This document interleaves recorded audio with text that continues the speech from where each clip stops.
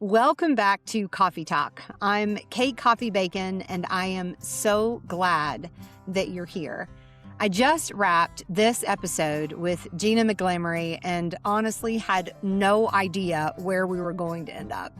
We started talking about conference season and event culture and all the pressure that comes with it, all of that. And then the conversation took on a life of its own. Gina manages the Business Central channel for TrueCommerce, and she's been in the Microsoft ecosystem long enough to know exactly who she is in it. She shows up to every event clear, present, and fully engaged, and she'll tell you that's not a sacrifice, it's an edge. We talked about being a brand ambassador when the environment is pulling you towards something else. We talked about mentorship and what we owe the people coming up behind us and what they're teaching us right back. We talked about failure and the leaders who refuse to let you stay down. And we ended up somewhere I didn't plan for. We talked about what I call the becoming, the process of turning into who you actually are meant to be instead of who everyone else expects. I think you're really going to love this one. So let's get into it. Gina, welcome to Coffey Talk. Thank you. I'm so excited to be here. What a wonderful introduction. Thank you. Thank you. I am really excited that you are here. We have had many hallway conversations in the past, and you have just always struck me exactly the way I introduced you as someone that is genuinely curious about people, and you are always so very kind. So thank you for agreeing to come on to Coffey Talk.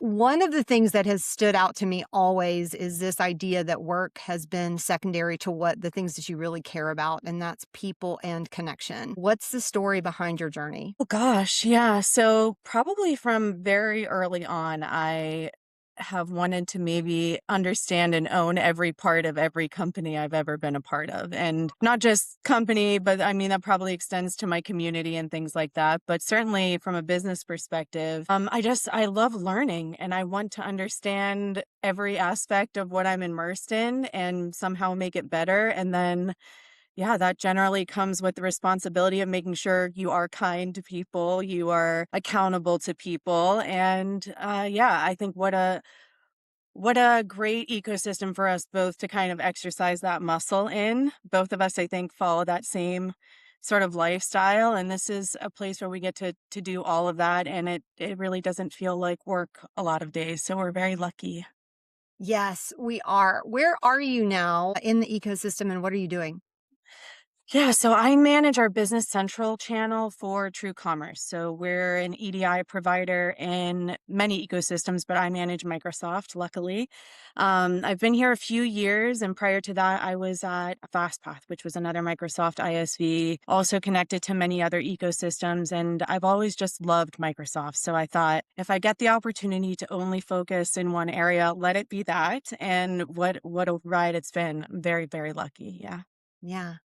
We work in a very relationship-driven industry. What first drew you to connecting people? I mean, I think it probably just comes very naturally. I think that the more we collaborate with one another, as I think I initially said, it just makes everything work better, right? When you have better communication with people and you're aligning maybe people that have never met one another, which typically happens, especially in larger organizations, you learn a fully different perspective. And I think it's very easy for us to kind of look at our own lens and what we're doing and accomplishing and ignore the fact that there are 1,000 other realities happening simultaneously to ours. And so if you get to understand somebody and really empathize probably at the end of the day with whatever their world is, then I think they want to work with you. They want to expand with you. And if nothing else, I think it eliminates maybe what we all, or at least I experience, which is like frustration, right? You get frustrated because you don't fully understand why something is working a specific way. But the more you collaborate, the more you connect,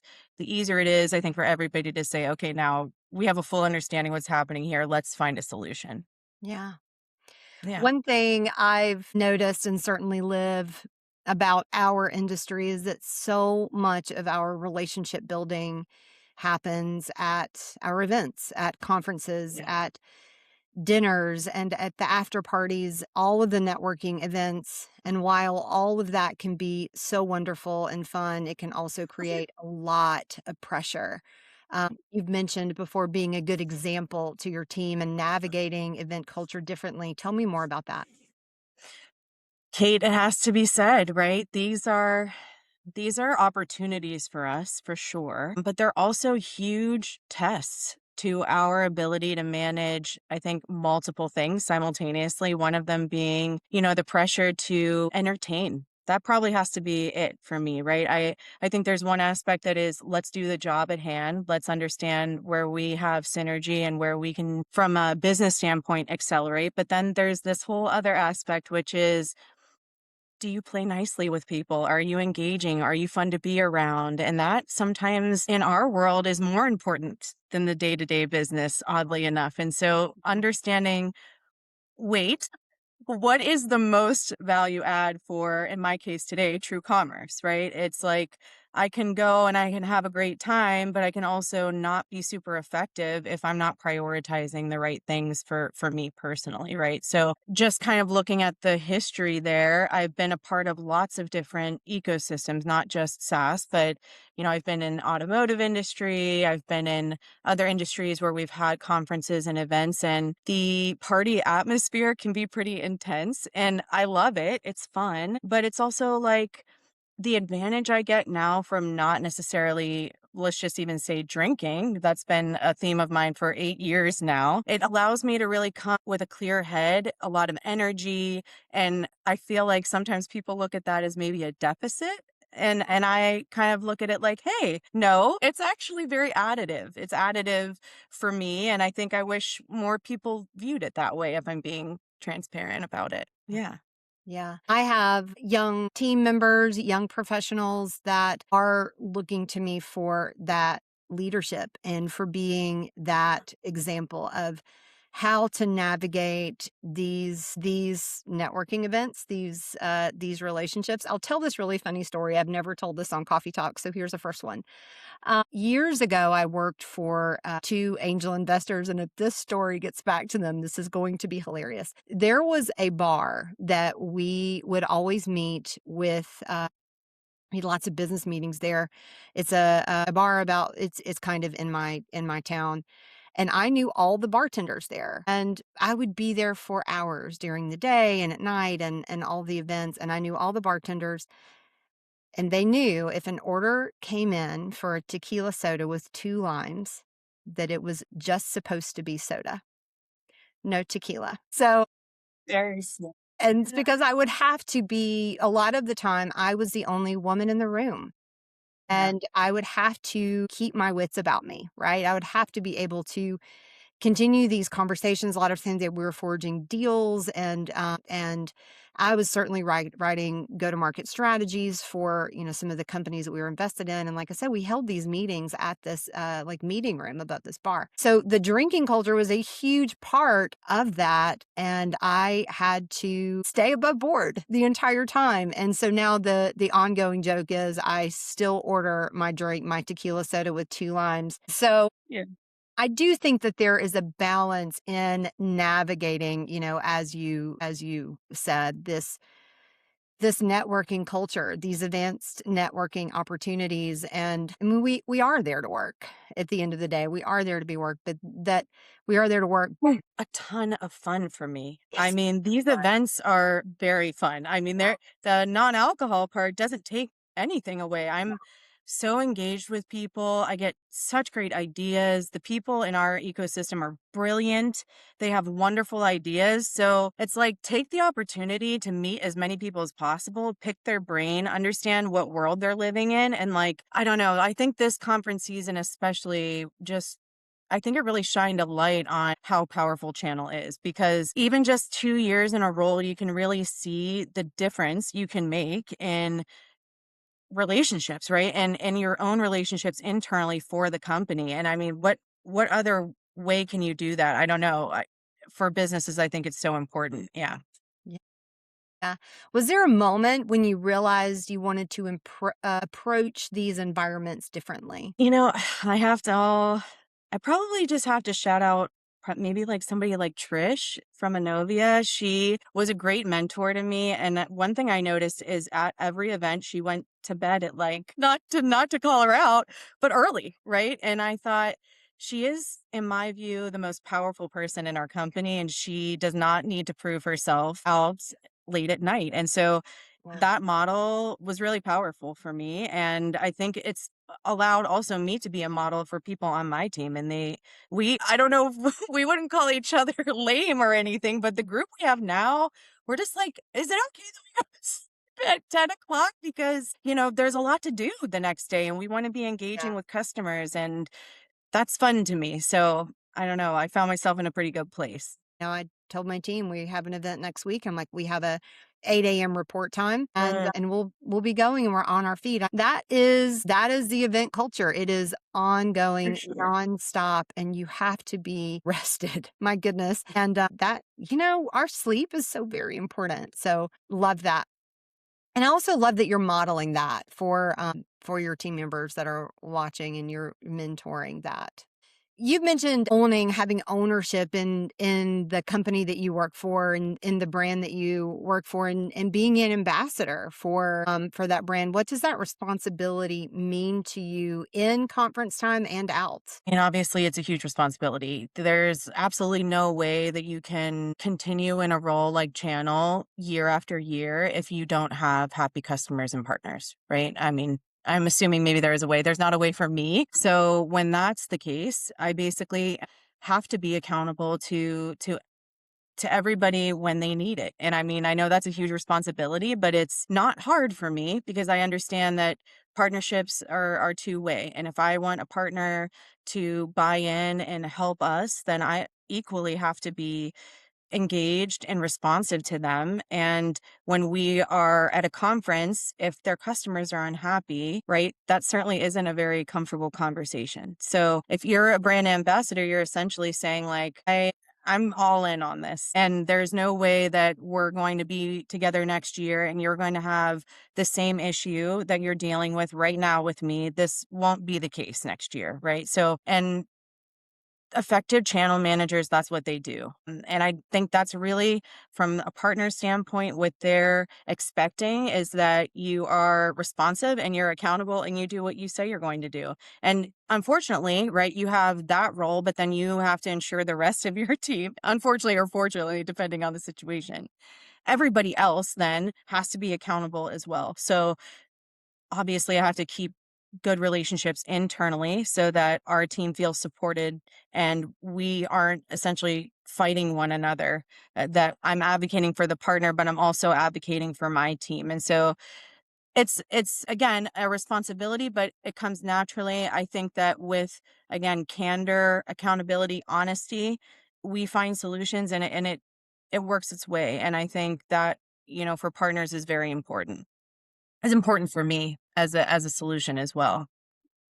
Yeah, I think that brand ambassador point of view, I think there's a lot of personal branding in that and how you're showing up in channel and the discussions that you're having in all it doesn't matter the hour of day that you're having the discussion. When I step into networking or conference that we'll just say into this conference season, I am a walking example of my company, of my culture principles, of the fundamentals of what we're built on.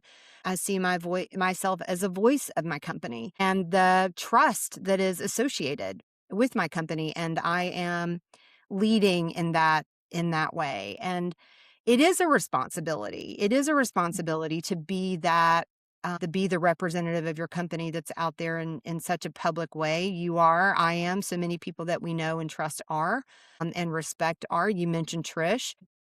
Trish is the kind of professional that she doesn't need a last name. She is just Trish and everyone knows who she is, right? To have people that you look to, I mean, Trish, we're talking about you, sister. We're talking about you right now. Like she is someone that I look to for that leadership, for that mentorship in ways to show up. People are watching and she does a really beautiful job with that. So shout out to Trish if you're listening.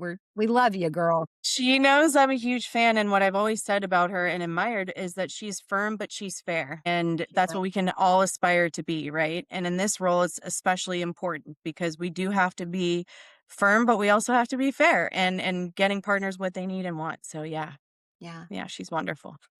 I did a keynote last Friday on personal branding and how we show up and what our personal brand looks like. And a lot of times I get a question when I present this topic on showing up authentically and professionally. And how do you balance that? So I'll ask you that question, but how do you balance authenticity with professionalism? Unfortunately, Kate, I wish there was a world in which I could balance it in any way. It really just happens to be that I am who I am in Yes. business and in my life. And yes, I think we've talked before about presenting a certain role, which I think, of course, to some extent, we're in business and we have to act professional, but I'm intensely passionate. I mean, I that it just like comes across in everything I do. And so I can't really hide that. I at times I wish I were in more control of it, honestly, and could prioritize things as non-emergencies and not feel everything as an emergency in my nervous system, frankly. But I'm like, I want to, I don't know. I know instinctively I want to produce. Maybe the more healthy version of myself is saying, how can I produce things in a healthy way and not feel like production is a reflection of my value, Yeah. right? And so that is probably, I don't know that I'm balancing it one way or the other, but it's just yeah, I think I'm probably not great at putting on a role, and people are going to see what they're going to get for better or worse. Yeah. Yeah. And I will say the older that I've gotten, the more comfortable I am in my own skin. And the more I won't say that I wasn't ever willing to show up in an authentic way because I was, but I'm very comfortable in my skin and a career, a proven track record. And I definitely think that helps to have a proven record of performance. But I think you said it. I think showing up authentically as yourself, it, I don't show up any way other than me all the I time, could tell. right? Yeah. Like I'm just Yeah, and me you gravitate towards that, right? all the People time. do. It is Yeah. you get what you get. Like this is me in every whether the flower's on or the flower's off. Mhm. Like it's the same person. I might not be. The only difference I'll say with me when I'm home and a lot of people know this is that I don't socialize a lot. I'm very happy sitting at home with a book, with my husband, with conversation, with that would be the only difference of like what home Kate versus like out in the wild I Kate. would have not guessed that, Kate. I would have Really? thought you were just a little social butterfly at home as well. No, I'm not. Makes me feel better Yeah, because I right? know you do a lot and we probably have this image of many people the same way. Yeah, it's good. You do need a break because, yeah, you really, I mean, you're so engaging when we're in person and it does take its toll, right? And when you're doing that consecutively, I mean, I think this year I had projected at least 10 in-person events and then probably it will end up being somewhere around 13, 14. And for mothers and people who have real lives, I mean, it's a tall order at times. And so doing it year after year, as we said, being engaging and also accountable for our teams. It's nice to know that you give yourself a break I do. when you're not doing all of that. So I'm proud of Absolutely. you for that. Oh, thank you, Gina. Yeah. Yeah, I absolutely do, and I do show up authentically, as do you in everywhere that I go, and in all of my endeavors, it's so much easier to just be yourself than to try and put on a show and be something that you're not. Showing up as you are is so much easier. So we have, I'm working with all these women with She Builds and I have some other things in the works with women in tech led initiatives, and I'm getting the opportunity to talk to a lot of younger professionals. I get a question. I'm going to ask you this question. When our younger women are entering into the industry, what do you hope they are seeing when they're watching leaders navigate these spaces? I mean, I think the question, what I hope they see is leadership that takes their concerns seriously Yeah. and doesn't minimize the role and impact they can have on an organization because they're a younger person. I hope that they see leaders who want to mentor them and spend time with them and engage with them instead of necessarily micromanage or dictate to them what they should be doing, but model instead a behavior is super powerful, as we said. I hope that they find leaders who are invested in their growth and who want to see them not only in the role they're in, but to flourish into other roles. And I would like them to see leaders who look at their individual attributes and find roles potentially later on where they're a better fit, because we know our young professionals start in one category, as I did, right, in marketing and events, and then they learn the business and then they become account managers or customer success like I did, and then they manage partners. So, right, understanding this person could potentially add a lot of long-term benefit, right? And investing in them early. I'm hoping that's what they're going to find. Yeah. Yeah. Yeah.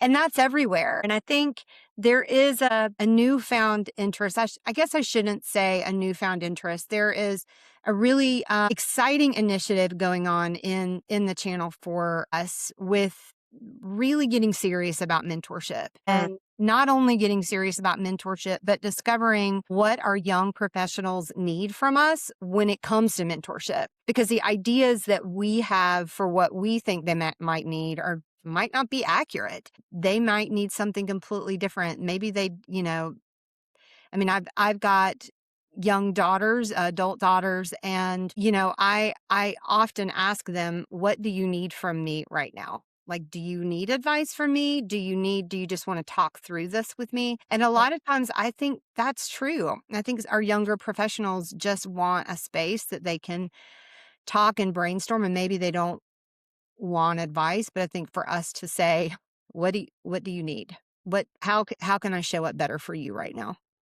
Such a funny phenomenon I was thinking about this morning was I also feel like I'm still 20 years old and I'm sort of still there wasn't like a passage of time I clocked where I was like, "Oh wait, no, I used to be Erica and now I'm Gina and I used to be, and there used to be somebody who was 20 years older than me and I was looking to them for advice." I feel like somehow I missed the transition. And so it doesn't always occur to me that I have the expertise or advice to provide to somebody Yeah. who is younger, right? But you are spot on that they need an open space to communicate and to have their ideas taken seriously. And I think the point about not clocking the transition is to point out how I'm not really any different of an individual than I was in many ways as a 20-year-old. I think I still had very good ideas and I was driven and I had, I was, I think, solution oriented. And so I don't know, I'm very passionate about feeling like we're all very much at a level playing field. And if anything else, we're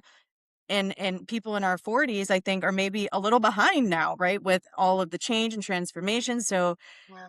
it will maybe in some ways become a two-way street, if we would call it that, right? They'll be educating us as well. And so I'm fully in support of that motion, Kate. And, again, anything I can do to spend my time and energy and volunteering, I'm always happy to do because yeah, we need ideas from one another and I'm always happy to join in the conversation.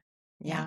Yeah. Yeah. I mean, listen, today I called on one of my channel mentors. I have several women specifically where I am in a little bit, nothing's wrong. Like everybody, everything is fine. But I'm Yeah. like in a situation where I'm like, I need a little bit of help navigating this scenario. And I call on my mentors and say, can I have an hour of your time tomorrow? I need to run this scenario by you and get your feedback. And when it comes to mentorship, we are never beyond it. We're never beyond it in our career. There's always someone that we can look to help us through. What's something that you don't feel obligated to prove anymore?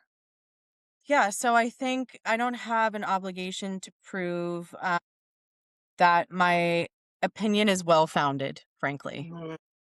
I've had enough experience now to see, I think, specific trends, especially in our ecosystem. It's pretty clear to me at this point what creates success in channel. And so I don't feel the need to prove my theory anymore about how we find success. And so that's been exciting. Yeah.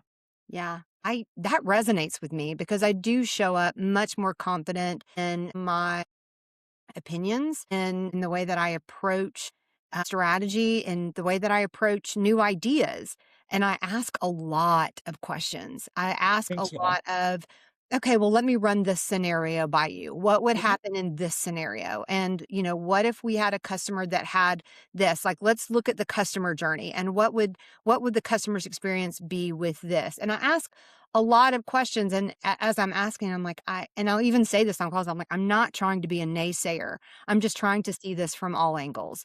Sure. And that answer feels so big and so real. And I feel somewhat validated in the No, I reason mean, that, look, that I I, think especially in marketing, it has to be true because my experience has been, especially in partner marketing, you've got the partner marketing person who has marketing, right, influencing what they do on a daily basis. And then they have generally channel also dictating that for them. Maybe their biggest superpower is saying this doesn't work. yeah, And I think, again, that's something Lauren does really well to say, guys, great ideas, but yeah, let me tell you what's actually going to resonate because I'm the person closest to this internally. I'm meeting with, again, the value of the network of channel. All the people that she works with on a daily basis, yourself included, help influence what she can then bring back to the business. So, me as a channel manager, I really am not trying to become a marketing expert. I'm trying to facilitate the relationships that will help bring in new business, right? But it's obviously a team effort and there's nobody that's going to be more intimately close to it or I think capable of making those decisions for the company than somebody like Lauren or yourself. yeah. Wow. Thanks for saying that. Yeah, Yeah. Lauren is an A team player. She is Yeah. Yeah.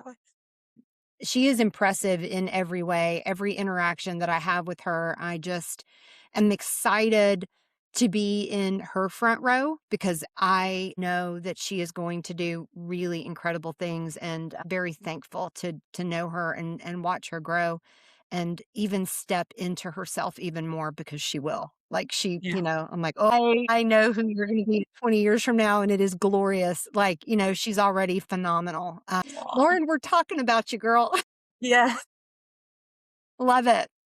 Gina, what are you learning right now? What am I Personally, learning? professionally, what are you learning about? Gosh, I'm learning how to clear through the noise of many, many, many different initiatives, Ah, right? Learning how to key focus because many of us channel managers we're given a lot of leeway, right, to understand our own businesses and decide where we spend our time. yeah, So, in order to do that most effectively, I sort of have to block and tackle that way because as you know, there are endless projects, events, things that we could spend our time, money, energy on. So yeah, I'm learning how to not add more. I'm yeah, learning how to own my own role only and to allow other people to do their jobs and to sometimes let things fail. And, that is an endless exercise for me, but it's probably the thing I'm focusing most on right now. yeah. That's powerful. I was in a leadership course at the beginning of this year with 6 other women, led by someone that I know and respect so much. And early on it was a virtual learning. And early on in one of our calls, one of the participants said, just because you can do everything well doesn't mean you should. Yeah. And I So painful, isn't it, Kate? so painful. It's so painful. And not to say I do everything well, but I mean, it's hard when you are driven in a go-getter to just chain that. But Yeah. you must, right? You must Yeah. because that's the Yeah. most effective way, right? And That otherwise you burn out. Sorry, I meant you should finish your thought. I didn't mean no, to cut I you. please interject at any time. I do see that as a big leadership learning journey for me, is that, and I don't do everything well, my goodness, but just because I can do something doesn't mean I should. Made me take inventory Yeah. of my life in work and out of work and say, Mhm. what is pressing? What is the most important? Where do I need to show up? Where do I need to step back? And that happened, I'll say honestly, right at the right time. Learning that lesson and exercising that muscle happened right at the right time, because that was at the same time that my team was growing. And it was a lot of, as you said, like, not that anyone is failing, no one is failing, certainly, but I have to give my team at large the room to make mistakes. I can't step in and save every situation. I have to give them room to make the mistakes so they can have the experience. There's a quote that says, experience is the name I give my failures. And that's really Great. powerful. We have to Yeah. fail. We have to Sure. It's fail. painful, but we have to do it. Yeah. And it's what keeps us many times from acting, myself included. I want things to be perfect, and many times I'm just over engineering, overthinking instead of just acting, Yeah. right? And so that's really it's a learning curve that I'm really trying to lean into, because at the end of the day, like, most of this stuff is, I think it's not super world-ending critical, right? We can fix, right? Generally. Yeah. Yeah. But like you, I'm trying to help create the leaders of the future. I'm trying to Yeah. have, offer the support, but not be the decision maker. Offer, Yeah. I'm here if you need me for that mentorship, for that, again, how do you need me right now? Yeah. What do you, and turning that question on them and letting them tell me, no, Yeah. Kate, I need you just to handle this right now. Okay, I'm going to Mhm. handle it, but I'm going to let you walk through the steps of how I would handle this. Those are my conversations with my team, and watching them. I mean, we hired 4 people this year. So we Yeah. really grew our team, and It's exciting. watching, yeah, it's so exciting. So Yeah. watching them go and do and learn and be is really exciting. And and also, I can just say one more thing about it. You have me on a passion kick right now. Also, you know, applauding them when they do things right, and applauding them for owning their failure too, and saying, "Okay, Yes. that But might did not it have work? it didn't Yeah. work. Okay, it I didn't this work." this exact thing happened. I hate to I maybe I'm giving too much information, but I had a partner call, and I would say most of the time, 99% of the time, because I've been in this a while, the calls go as I expect. But this week one did not, or last week, and I went to Mesa. Right. I said, "Mesa, this call just did not go the way I thought it would." In fact, it was like kind of embarrassing because I had Lauren on and I was proposing something and the partner was just not on board. And it was embarrassing, but it was actually not totally a loss, right? Because I learned, well, this doesn't make sense for the partner. It's a painful lesson, but now we know. I learned I should have been, maybe slightly more prepared and not waited as long as I should have to execute. But yeah, I mean, look, it's like it wasn't the end of the world. I'm sure the partner barely noticed. I don't think he even clocked anything was even wrong. It was just we put a lot of pressure on ourselves, right? And so it's great to then have, to your point, a leader who does not get upset about something like that, but instead embraces it as like a learning lesson for everybody, and there's no shame in making mistakes, right? I think that's, at the end of the day, you have to have a leader who encourages you no matter what, right? And who basically has your back. And I mean, that goes such a long way. Yeah. And I'm sure you already model that from what I can tell, and I'm sure they're very lucky to have you Oh, as well, well. thank you for saying that. I Yeah. I have been very fortunate to have really incredible leaders in my life, in my professional world along the way.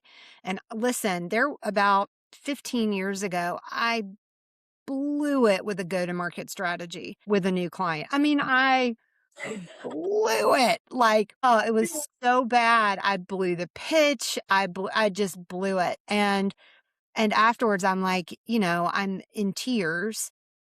And she was like, basically like, "But did you die? You're still here, right? Yeah. You're Yeah. still Very good. here. your Yeah. value has not changed because this Yeah. didn't go well. What did you learn here? And, Yeah. I rattled off 3 things that I learned that changed me, that changed the way that I approach these situations, that changed the way that I approach to go-to-market strategy, and it made me better. And she was like, "All right, let's try again tomorrow." What incredible leadership from her. It had to build loyalty to her also, right? I mean, ultimately, that's what we're all aiming for here is that you want to build loyalty among your team. And the only way to do that is to support people, right? Yeah, And when they make mistakes. And it's very easy to point fingers at people and blame other people for failures. But great leaders, great coworkers, they build each other up. They don't get convoluted with things that are not helpful, right? And they just drive forward. And I yeah. think we do that really well as a team. And yeah, so it's Very exciting. exciting. Well, Yeah. Gina, our coffee talk started out being in one direction and we took it in a totally different Phew. one. And I really love where we ended. I really love the direction that this coffee talk took on leadership and showing up and being authentic and the struggle that that can maybe be for some of our younger professionals and the growth that's in there.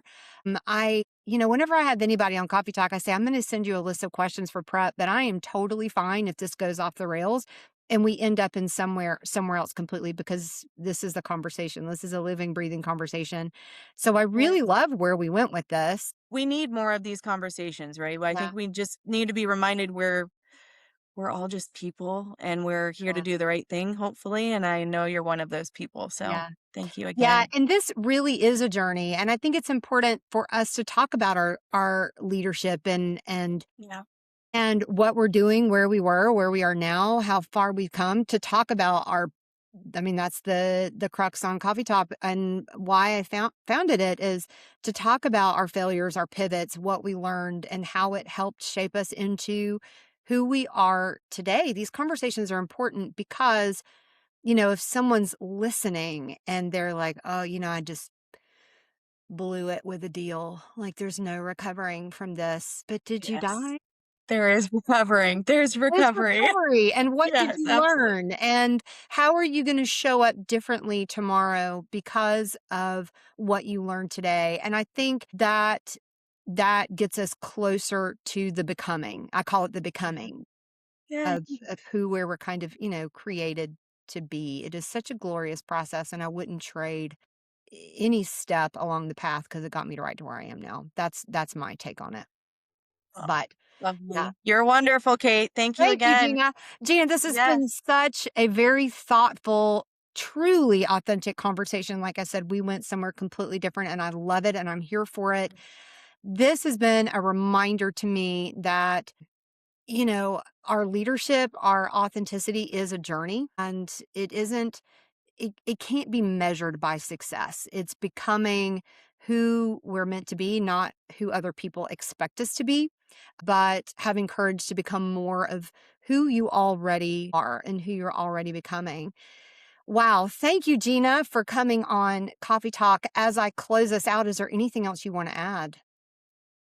Love you, girl. Thank you for Okay. everything. Girl, love you right back. Thank you for joining me on Coffee Talk. To the listeners, thank you for tuning in today.